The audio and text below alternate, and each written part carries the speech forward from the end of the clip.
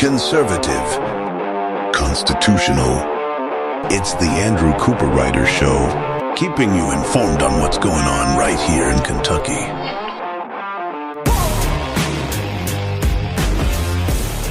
And welcome everybody to an amazing week right here on the Andrew Cooperrider Show.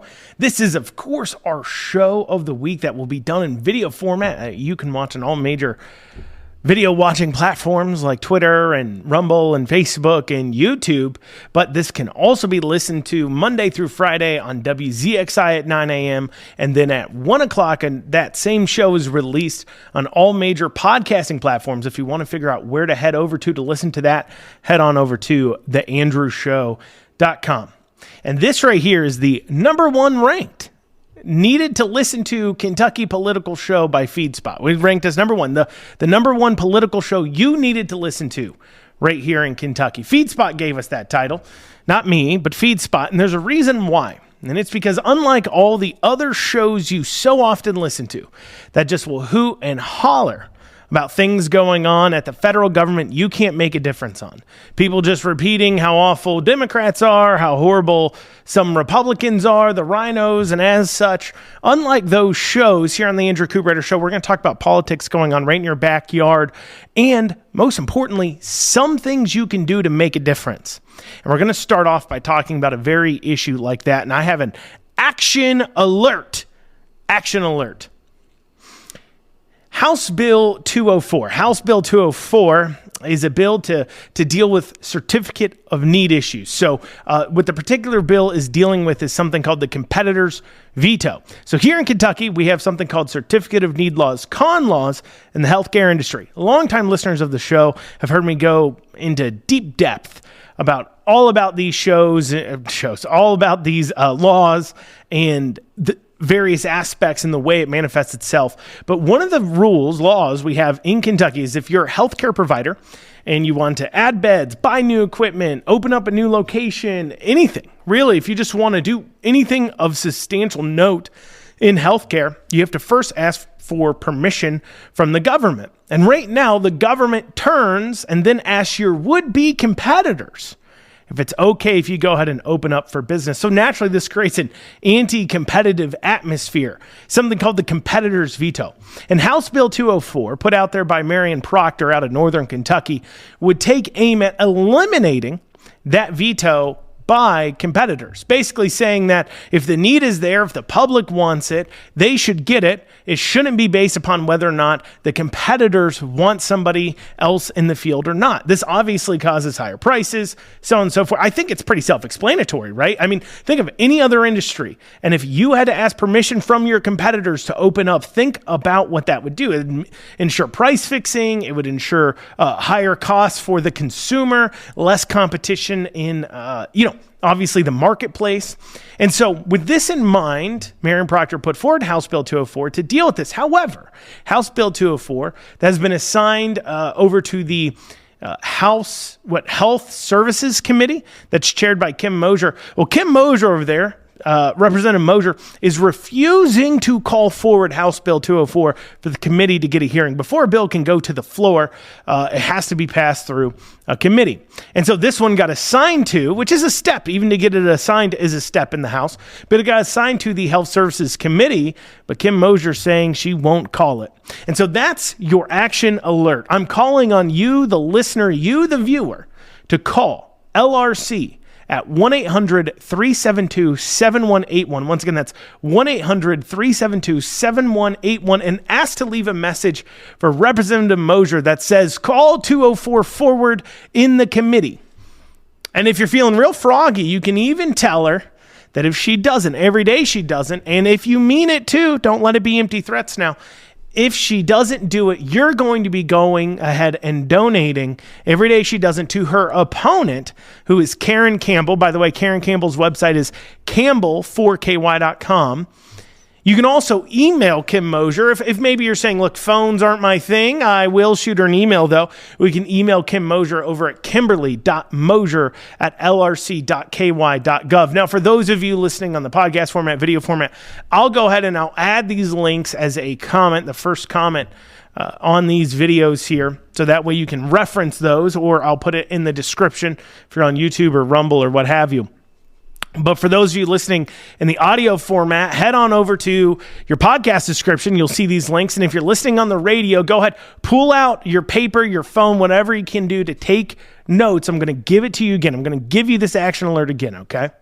So it's House Bill HB 204, which eliminates the competitor's veto in our healthcare certificate of need process. Kim Mosier is refusing to pull it forward based upon the information we're being given. And so we need to put pressure on her. So you want to call LRC at 1-800-372-7181. Once again, that's 1-800-372-7181 and ask to leave a message for Representative Mosier telling her to pull that bill forward and allow the committee to vote on it. You can also email Kim Mosier at Kimberly, spelled like normal, Kimberly, .Mosier, spelled Moser, at lrc.ky.gov. So that's Kimberly.Mosier at lrc.ky.gov. Make sure you got that wrote down. If you need to rewind. But hit her up and tell her, look, you got to move this out of committee, and she's got a primary opponent. So that means you can have leverage over her by going ahead and putting pressure on her by donating to Karen Campbell too as well. That's Campbell, CAMPBELL 4, number 4, KY.com. Campbell 4, the number 4, KY.com. So do your part, right? This is what this show's about. It's about making a difference, and this is how you can do it. Speaking of making a difference, what future do you want for Kentucky? Do you want a future of Kentucky where people are scraping just to get by? Or do you want a Kentucky that can stand on its own 2 feet, both individually and as a state? I mean, do you want a Kentucky where people can thrive? Or do you want a Kentucky that regardless of whatever is going on in the federal government, we can survive? I tell you what, I don't feel so comfortable with the idea that if and when the federal government goes bankrupt, Kentucky will be no longer able to even survive because we have so many people dependent upon those federal government dollars. And it's not just me who's concerned about our federal government spending. I mean, recently on 60 Minutes, Jerome Powell, the Federal Reserve Chair, stated, I'm quoting here, the U.S. federal government is on an unsustainable fiscal path. And what he meant is our debt growth is outpacing the growth of our economy, and we're going to be in for a world of hurt. So with this in mind, I want Kentucky to be a strong and independent state. But this means making decisions that at times can look somewhat mean or heartless, but actually they're the best thing we can do for our quote-unquote neighbor. And we hear Bashir talk about it all the time, the Christian idea, the Christian beliefs, and how that somehow means you should believe in big government. But remember this, the Christian isn't going to create a situation where they're enabling people to commit sins, to, sloth or greed or lust or, any number of things, love of money. Putting that in place, that isn't being a good Christian, creating those opportunities to do that. Despite what they say. They say, Christians, if you're a real Christian, this is what you should believe in. I mean, we just saw Bashir recently making posts on this very thing, saying that my faith teaches me basically that he needs to give a open carte blanche opportunity for every single Kentuckian to get whatever they want out of the taxpayer's pocket. And so with this in mind, our Republicans have been pushing forward pieces of legislation that the Democrats have been losing their mind on. And that's what today's show is going to focus on. Those pieces of legislation, what the arguments are against it, and how this should align with our values. We'll have all that and more today on the Andrew Cooperrider Show. Of course, I'm your host, Andrew Cooperrider. We'll be back here in a few short minutes right after this quick break. And you are back with the Andrew Cooperrider Show, your source for Kentucky politics. Before the break, I was discussing how recently our legislators have been passing a few pieces of legislation the Democrats have taken big issue with. They've tried to appeal to us. We've seen, of course, them online as well as Bashir, and this is nothing new, saying that, well, these so-called conservative Christian Republicans, they hate families, they hate kids, they're not living out their faith because they're against some of the government things. But remember this, okay? When people claim that a Christian must be for this welfare program or another, or a Christian must be for open borders, or a Christian must be whatever some socialistic idea they have. We've even heard people say that Jesus was a socialist, but in fact, a Christian does not need to be for those things. In fact, one could argue, and I will argue, that a good Christian is not for government doing those things because we as individuals should individually do what we're called to do by Christ, by our faith, but also, and if you're a Christian, if you're not, just bear with me, to help those who are less fortunate. But the government is the opposite of that solution because we're called to help those who are less fortunate, not to turn them into sniveling brats that can't stand on their own 2 feet, not people who enable them to commit things like sloth, gluttony, despondency, while taking away their entire motivation to better themselves. That isn't the Christian thing to do. And while maybe you feel like your government shouldn't necessarily outlaw those, 7 deadly sins, it's a big difference, though, to say, I want the government to enable it. You see, when we do private charity, we look people in the eye. We can see what's best for them. We know how many times they've come and asked, and we know what they need. For an example, I remember one time at my church, we had this life group, and there was a guy in the life group. He was a painter, and he gotten laid off his painting job, and he was talking about money, and people in the group had helped him out a little bit financially. And a friend of mine was hiring for a labor type job, paying more than what he was making before he got laid off. And my friend said, yeah, I'll absolutely hire him. Andrew, you'll vouch for him. I'll hire him. So I let him know, hey, this job is available to you. And he said, well, I'll have to think about it. The minute he said that, I realized this man didn't want to take care of himself, or he wasn't in that point. And we've been enabling him to become less of a man, less of a person. And so we decided at that point, okay, we're going to cut off some of this help. We've offered him an opportunity to help himself. He needs to take it. And think about it this way. Think about like a kid, okay? Think about, if you're raising a child, right? And obviously, you're a mean, horrible person to kick. You're truly a piece of garbage if you kick your 12-year-old child out of your house. If you kick your 19-year-old child out of your house because they refuse to get a job, you're not a bad person, possibly. You could be a very good parent. It would be wrong of you to charge your 12-year-old rent, generally speaking. Yeah, they should have to do chores around the house, everything else, and whether or not you pay them for those chores, that's your decision as a parent. But to literally charge them monetary rent, unless, of course, you're providing them chores and then you pay them and then they pay a little bit of rent because you're trying to teach them how to handle money, yeah? But if you're actually trying to get rent out of your child, you're probably not a very good parent necessarily. But if your child's 18 and you're charging them rent, it makes a lot of sense. You're trying to get them to become a good adult. Or maybe even before 18, maybe while they're out there and they start working and really bringing in an income, you say, I'm going to charge you a few $100 a month in rent just so you can be prepared to make that decision. Maybe that's your choice as a parent. I don't know if I agree with you or not, but the point is that your job is to prepare them to be able to stand on their own 2 feet. And at some point along the line, if you don't start pushing them out there and rolling back your assistance to them, they will never learn to stand on their own 2 feet. So why am I talking about this? Well, we're going to be digging into 2 topics today. 2 bills that passed the House last week. The Democrats have a big problem with. They're on their way to the Senate. And those 2 bills, one deals with the food stamps program, one deals with child labor laws program. Okay?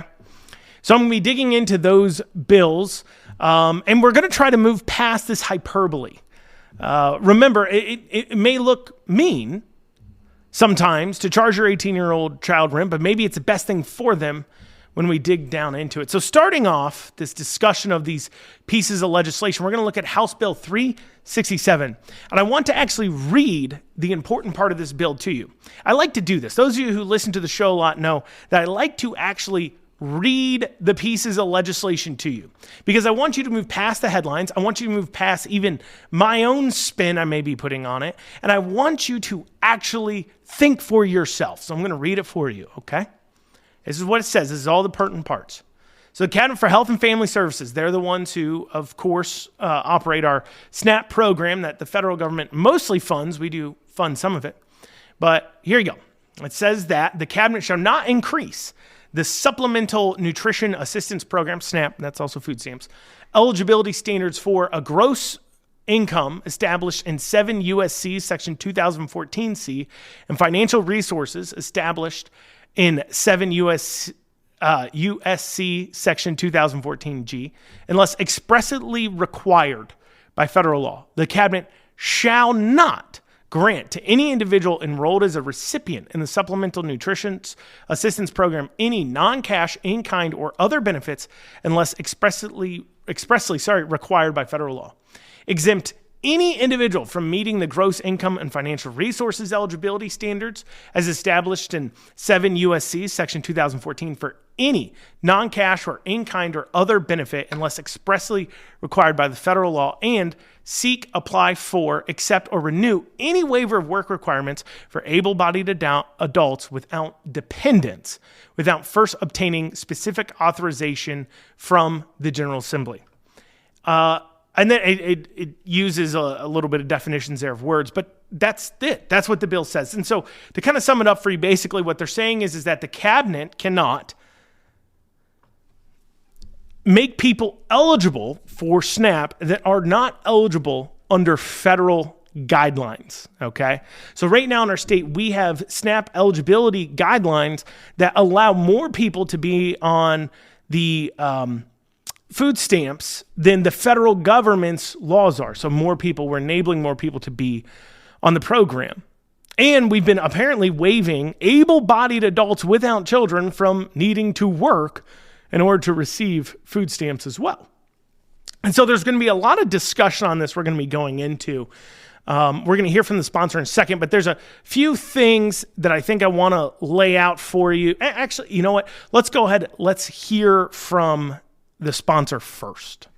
With that being said, that being in mind, there are estimated 130,000 open jobs in the state of Kentucky, but for every 100 open jobs, we have 74 people looking for work. The U.S. Chamber of Commerce has ranked Kentucky's worker shortage as severe. Kentucky's workforce participation is in the bottom tier of our nation at 57.4, much lower than even our neighboring states of Virginia, Ohio, Missouri, Indiana, Illinois, and Tennessee. Every time I speak to my business community back home, they tell me they cannot find workers who want to work. The people in 4th District elected me to find ways to get people back to work. While it's necessarily not the most important or most glamorous thing to dig into, one of the obvious hindrances to getting people back in the workforce is the expansion of government benefits. You see, our state government uses loopholes that hinder our economy and the very people that it serves. Two of the most abused loopholes in the Kentucky's federal mandates are addressed by House Bill 367. One of these loopholes is called the Broad-Based Categorical Eligibility, or BBCE. This waiver allows people with substantial assets to qualify for food stamps. For example, you could have thousands of dollars, even up to $1 million, in the bank and still qualify for a monthly check. This loophole also raises the income limits to 200% of the poverty level. That's not including the thousands of dollars in exemptions that's associated with that. And it also removes the federal asset test. It was instituted as a safeguard and accountability check to make sure that taxpayer money was used to help people in need, not those with assets they could use to provide for themselves. Under the current policy, someone with a second home, new boat, or an expensive RV could still qualify for SNAP. Here's how it works. The cabinet sends SNAP applicant, someone who normally wouldn't even be eligible, a brochure or a pamphlet from a separate government program paid for by that separate benefit program. Because the applicant simply received the brochure, the applicant is now deemed eligible under BBCE. It's essentially fraud by design, Mr. Speaker. Second loophole in this bill addresses the work requirements for able-bodied adults without children. This waiver allows adults who should and would be working to draw food stamps while disregarding the requirements to work, train, or go to school, or even volunteer. All right, so to summarize, right, this isn't about taking benefits away from kids or people who need it. It's about taking away from benefits from people who can stand on their own 2 feet and should be. And there's some discussion in there about things like exemptions. So in order to qualify, you have to have certain income levels, but you get to deduct certain expenses from your income level in order to qualify for food stamps. You're going to hear them kind of talk about this a little bit as they dig into it. But when we come back after this break, we're going to be digging into what the Democrats' response to this bill and exactly why they feel like this bill is no good, mean, awful, and anybody who supports this is a no good, awful, mean person. We're going to be covering that after this short break. You're listening to the Andrew Cooperrider Show. Of course, I'm your host, Andrew Cooperrider. We'll see you back here in a few short minutes. And you're back with the Andrew Cooperrider Show, your source for Kentucky politics. For the break, we were discussing House Bill 367. What the bill does, and we kind of heard from the sponsor, but the bill overall does is it stops it moves the income eligibility level down from 200% of poverty line after deductions. We'll be digging into this, down to 130% of poverty line in order to qualify for food stamps. And it also means that you can't waive the work requirement for able-bodied adults without children, okay? And then it also goes ahead and it does something on the assets. So it moves assets and saying, hey, look, you can't have, I believe it's over $2,750 basically in your savings account, and then also qualify for food stamp. Basically, you can't have money that you could be using for food first before you come to us and ask us for food assistance. So to summarize, this isn't about taking benefits away from kids. It's not about taking away benefits from people who need it, okay? It's about taking benefits away from people who can stand on their own 2 feet and should be able to, but we're either helping them along or still, and we're not allowing them to get out there. It's turned into a hammock for them and not a hand up. It's become a handout. And, people who should be working or have the ability to pay for their own food, they should be, right? And it specifically does not get rid of the work requirement waiver for recipients who have kids. So I want you to remember that because you're going to hear some arguments from Democrats in a bit. And I want you to remember specifically what it does. So with that in mind, let's hear the very first argument from the first Democrat. This is Tina Bojanowski. Democrat here, Representative Bojanowski. And here we go. Here's a quick clip from her argument of why this is no good, very bad bill. Here we go. This is a terrible, horrible, no good, very bad bill. If you just think about Maslow, what are our most basic needs? The most basic needs of our children in our school systems: air, water, food, shelter, sleep, clothing. Food. If our children are not having enough food, they are not learning. According to the Kentucky Youth Advocates, and if you have your little calendar they gave you, we have 154,000 children who live in food insecure households. I'd like to say my concern is not related to the issue of able-bodied adults without dependents. It is related to the concern about what changing the gross income level from 200% of the federal poverty line to 130% of the federal poverty line will do for the 21,400 children who are at risk of losing their SNAP benefits. So we just heard from Representative Bojanowski why she thinks this is an awful, horrible bill. So obviously she can't attack the work requirement with the children line. So instead, she goes ahead and attacks the income requirement change, which is a bold thing to do. Because I want you to understand where we are currently in Kentucky on this issue, okay? So she talked about 200% of poverty level not being enough to feed the kids. Well, keep in mind, these kids also would be qualifying for 2 meals a day at school, right? Breakfast and lunch. But how much is she actually talking about? How much money are these people actually making at 200% of poverty level? Now, and something else you got to keep in mind too is exemption or deductions. They deduct from their income level too as well. They can deduct rent, utilities, childcare, child support they pay to somebody else, so they get to deduct all those expenses from their income to arrive at their income that SNAP looks at. Okay, so if we're talking about, let's say, a family of 3, Poverty level is considered to be $25,820, which, keep in mind, if one adult in the household is working full-time, that's like one adult and 2 kids. So that's at $12 an hour, basically, is poverty level. So a household of 3, single parent, 2 kids, poverty level is making $12 or less an hour.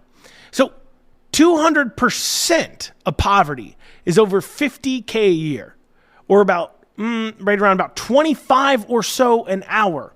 And keep in mind, that's before the deductions like housing and rent and childcare, before they even consider that. So what she's saying, in other words, is what about these kids? Let me phrase what she's saying. She's throwing around words, but she's not using numbers. So let me use a specific number. What about the kids whose parents make over $50K a year? What about the kids of parents making more than $25 an hour? How are we going to feed those kids? How are we going to feed them? And when it's said like this, you realize how ridiculous it is. This is a child of a parent making over $50K a year, and we're saying, oh no, they're going to go hungry if we don't feed them out of your pocket. And keep in mind, this is a household of 3. So it's possible this could be 2 parents, 1 kid. One parent's making 50, 60K a year, and then the other parent maybe has decided not to work, which is a choice they can make, and if you can afford to do that, I encourage you to do that. But why should the taxpayer have to subsidize that decision by giving you money to feed yourself? Get up to a family of 5. That could be 2 parents, 3 kids. What's 200% of poverty level there? That's $72,000 a year is 200% of poverty income. Don't forget, you also get deductions like rent and everything else. It is very possible that this person is making $90,000 a year. So you got a 2-parent household with 3 kids. 1 parent works, makes $90K a year. And under Kentucky law right now, they qualify for food stamps. $90,000 a year. So basically we're saying that people who make, $35 an hour, $40 an hour, deserve and should get government benefits as long as they have, 3 kids and a spouse that doesn't work, of course. But that's what we're saying. That's a normal amount of kids. That's a normal situation. That's a pretty good income, 90-ish K a year. Because they get those deductions. You can't forget that. And deductions include like rent. You got 3 kids. You could easily be paying $1,500 a month in rent. Your deduction now is $18,000 a year. So if 200% of poverty income level for a household of 5 is $72K a year, which it is. If rent alone, not even childcare, rent alone puts you at, okay, you can now make $90K a year. Throw in childcare for 3 kids.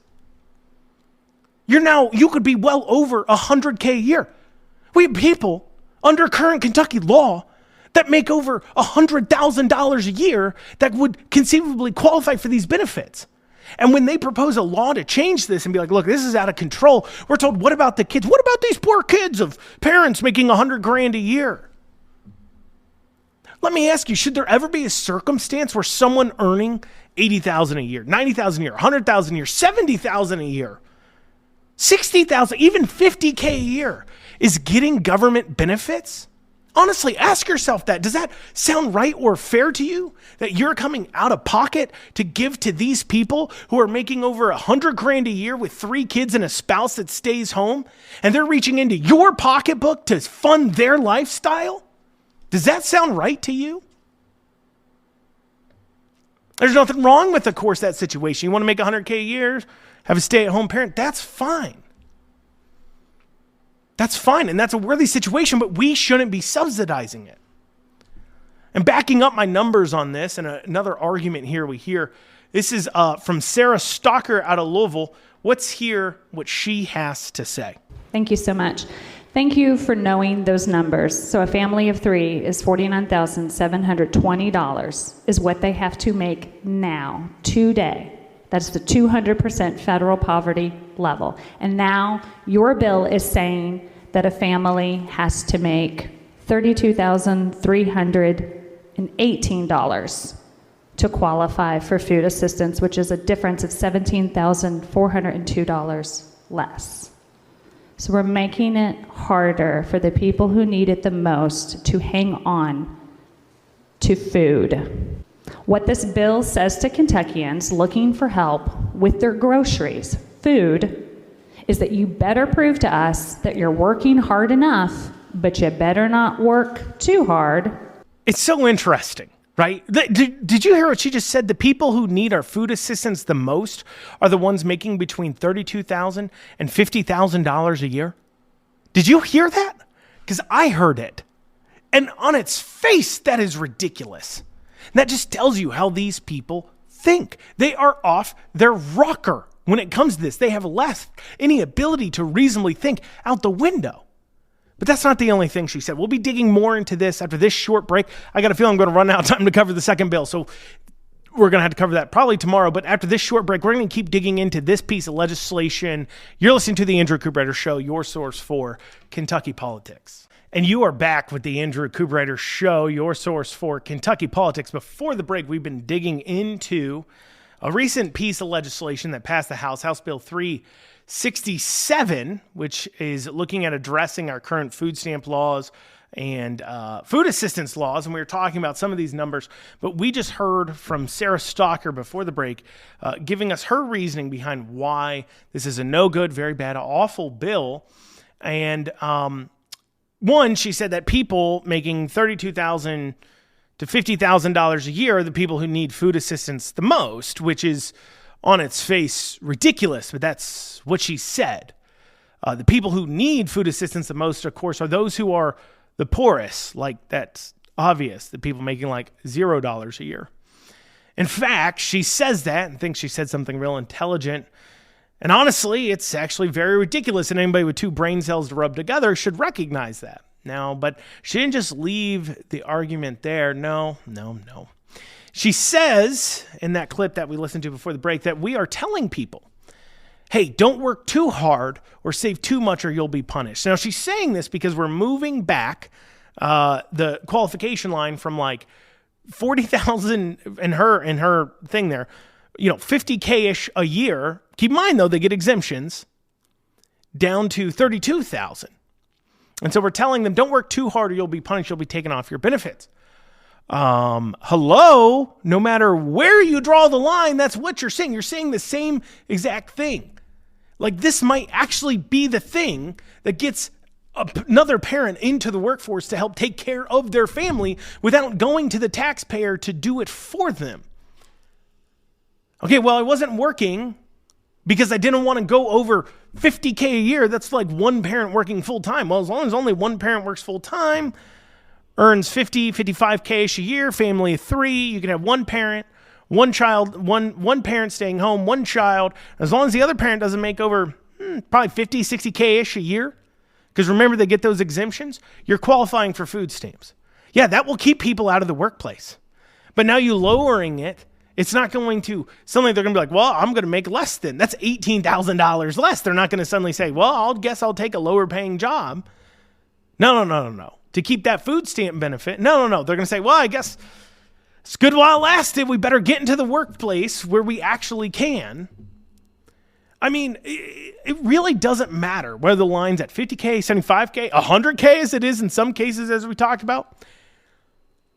They will think the same exact thing. It'll be the same thought process. And that was the crux of her entire argument. As if it doesn't apply now, no matter where the line is. These people do not think critically because they're thinking emotional. And one person who's looking at this logically, though, would look at this and realize that actually, at a higher level, it's more likely to stop one parent from working than it would be if we set it lower. We'll be telling them not to work too hard or you won't get benefits. That's what she's telling them. That is what we're telling them right now. Now, many more Democrats did speak about all these, and they kind of sit around these arguments. The kids, what about the kids, so on and so forth. Now, the bill's sponsor, who did handle the arguments as best he could, though not many Republicans, and I don't think any actually said anything to support the bill, the Democrats just constantly wailed on it, and the sponsors stood there and tried to defend it. I understand. I know it's hard, but I will say the quiet part, okay? These people are not going to die of hunger. They are not. Despite all this fear-mongering, there's not one documented case of a child dying from malnutrition in the U.S. for over 100 years that wasn't due to like child abuse or being locked away somewhere or, lost, something like that. That's happened. But actual like child without criminal circumstances involved going hungry and dying in the U.S. has not happened in over 100 years. And honestly, these Democrats are the truly awful people. They use the shield of children to defend the greater overall evil in their ideology. And that ideology says this, that the average American, the average Kentuckian is unable to take care of themselves without them coming along to show them the way and take care of them. And I'm not kidding. When I say average Kentuckian, I mean average Kentuckian. Let's rewind to what 200% of poverty is for a family of two. So a single parent and one child. That income level would be right there at $40,000, right at $40,000 a year. Now remember, you get to claim thousands of dollars in deductions. And to give you an idea, here's some deductions for you. You got rent, utilities, child support, babysitting expenses, child care. So it's very possible that a single mom with one kid, especially one getting child support, well, take out child support because it's only if you pay child support. So it's possible a single mom could be making $60-ish K a year at a job, has child care, has rent. Let's say the rent is $1,000 a month. Let's say you get to deduct utilities. Utilities is $300 a month. Childcare is $600 a month. Her deductions are now $1,900 a month. So at $60,000 a year, she would qualify for food stamps. I mean, take one person on their own. No children, just one person on their own. 200% of poverty is $28K a year after deductions. So pay $1,000 a month in rent, $300 a month in utilities. That's $1,300 a month, or about $15,600 a year. That means that a single person making $43,600 a year, a single person, now qualifies for food stamps. And let me say this another way, because of how the deductions are working here. That means that a single person that has $26,000 in disposable income a year because they paid their utilities, their rent. All they haven't paid for at this point is food and a car payment, insurance. That's it. That's all they haven't paid for. At $26,000 a year to pay for those things, that's over $2,000 a month in disposable income after you've paid your rent and everything else. Even after you pay a car payment and insurance. And gas, take gas out of it. That's $1,000. You have $1,000 a month disposable income and they're saying, give them food stamps. They need government help. That's what I mean when I say that the average Kentuckian, they don't even think can take care of themselves. I mean, if you think a person with $26,000 a year in disposable income can't take care of themselves, who do you think can take care of themselves? And who do you think is going to pay for this? You think it's just millionaires and billionaires only? This is the thing. They want the average person to not be able to survive on their own or think they need the government to financially help them to survive. Because if the government gives you more money, guess what? You end up relying more on the government. And you end up electing people who keep giving you more and more money, hoping you don't take care of yourself. You know why? People who don't take care of themselves have a tendency to not think for themselves either. That's truth. Now, this was not the only issue Democrats had an issue with this past week. No, an equal freak out on the same day over another bill, House Bill 255, which simply was removing anything more than the federal government restrictions on child labor laws. And they freaked out. Of course, you hate children and everything else. I was going to try to cover that today, but we've run out of time.